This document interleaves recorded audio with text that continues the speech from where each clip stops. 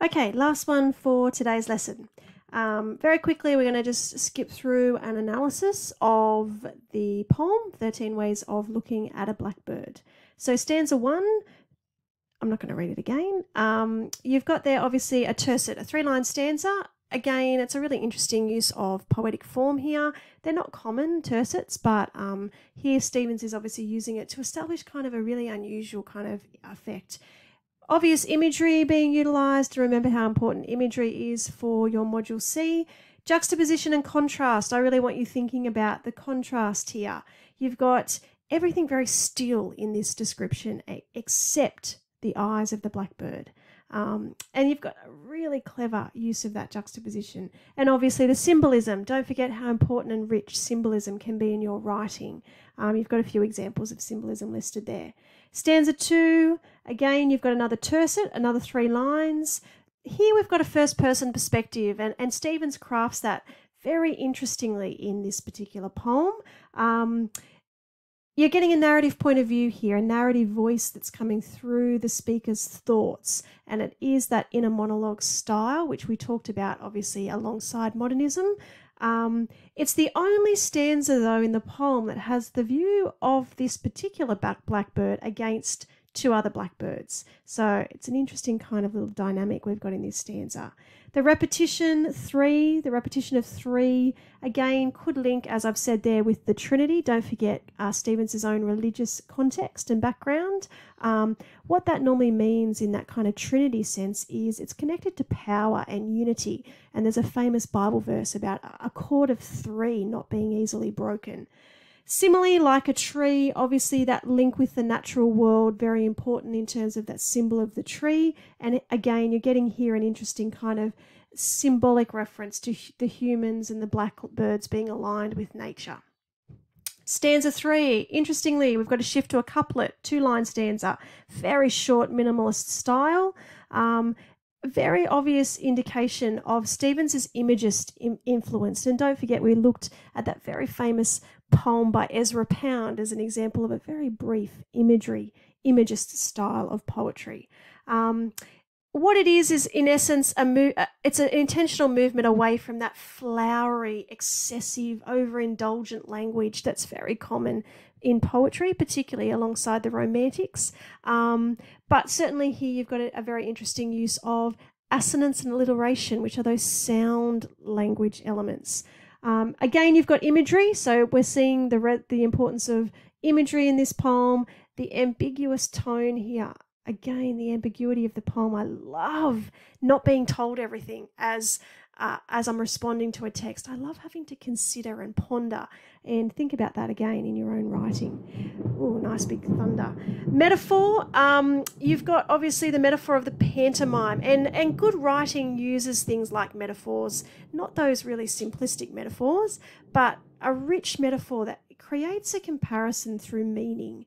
And here, obviously, the whirling movement of the blackbird connects to this broader experience of life, and the way that pantomimes as a style of theatre are very extravagant and over the top, often quite comical in their style. And here what you're getting the reference to is this chaotic image of the blackbirds being just a small part of the theatrics within life. Stanza 4, quatrain, which is a 4-line stanza. You've got an interesting interplay between shorter and longer lines, and it creates that enjambment, which we've talked about extensively in poetry. The repetition of a man and a woman, and the repetition of R1. And again, you've got this recurring motif of the blackbird. Stanza 5, just shifting down a little bit. Again, interesting shift here. You've got a quintain, which is a 5-line stanza. Creates again this enjambment, a flowing on effect between the lines. Again, a second stanza here with that intentional first-person voice, the inner monologue of this pondering of the persona, the thinking. And again, think about that in your own writing as we start experimenting with writing. The bird represents more to the speaker than just what it seems to be literally. The repetition of the beauty of, so you're getting some interesting inclusion of a repetition, and again, contrast.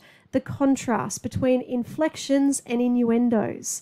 Again, another contrast in this stanza between the blackbird's song, or the whistling of the blackbird, in juxtaposition to the silence straight after.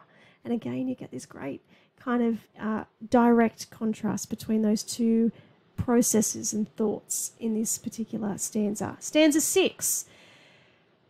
Interesting longer stanza here. We've got a 7-line stanza, which out of interest is a septet. It's the longest in the poem by interest, and you can probably hear the storm around me, which is creating some sort of natural crescendo to our lesson here. You've got 3 sentences in this stanza, and you've got a really clever use of full and slant rhyme that connects the lines. And we looked at that a little bit with Auden. Auden's kind of intentional. It's a very clever feature of lots of great poetry. I know in teaching Wilfred Owen in the past, Owen uses kind of this half rhyme throughout his poetry as well, if you're familiar with any of his poems. The full line comes in lines 1, 4 and 6, window, fro and shadow, all rhyme. And then you've got the slant rhyme, glass and cause almost rhyme. Blackbird and mood kind of have that same sound effect. So you're getting a really interesting kind of play on rhyme here. Again, imagery. Here you've got really disturbing images of winter, the repetition of this really cold environment, which is from the opening stanza, the snowy mountains. Now the blackbird's come down from the mountains and the trees from the opening and is flying around a house. And the persona here is describing the icicles filling the long window. So it's making the glass seem barbaric, which is a really kind of disturbing, threatening image. The negative description skews his vision here, the persona's vision. And what he simultaneously needs is, you've got here the need for protection from the elements, but also it's inhibiting his ability to see the bird. And that's a very necessary constraint of his man-made world. So you've got this really interesting collision between the natural and the man-made environments here. And again, all linked with perspective and our vision and what we see, which is obviously a very central idea in this poem. The tone, I love tone. And remember, tone is one of your listed features in the Module C rubric. The stanza creates a very disturbing, unsettling mood here. And all that's visible to the persona is this shadow of a blackbird. And it's threatening here. It's indecipherable darkness as it's crossing the window to and fro. And in this stanza, he's directly referencing the mood, interestingly, and it's actively affecting the shadow. So we get this paradox, and remember we've been talking about paradoxes as we're starting to explore the human experiences module. But here the blackbird is viewed in a sombre and menacingly kind of unclear manner. And to the speaker, it's clear what the bird is, but it's only because of its existence now in shadow. And it takes on this very mysterious element, which again, it creates that paradox and very much crafts that perspective idea through this poem. Very important stanza there. Stanza 7, you've got another 5-line stanza, so a return to the quintain. Again, the tone here. The tone here becomes quite critical, interestingly. It's directly referencing men that live not far from Stevens's own hometown in Connecticut in America. And the strong criticism here and the accusation that he crafts is the men being thin. Now, we might in the contemporary sense think thin's not a criticism. But here, if you've got a broader worldview, you'll understand that often size is connected to prosperity and size is connected to wealth. And here what is interesting is the description of these men as thin is indicative of what they lack.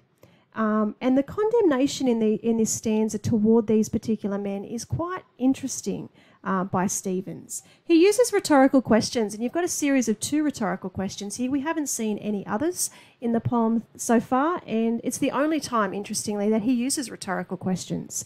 The speaker's questioning why these men waste their time imagining golden birds.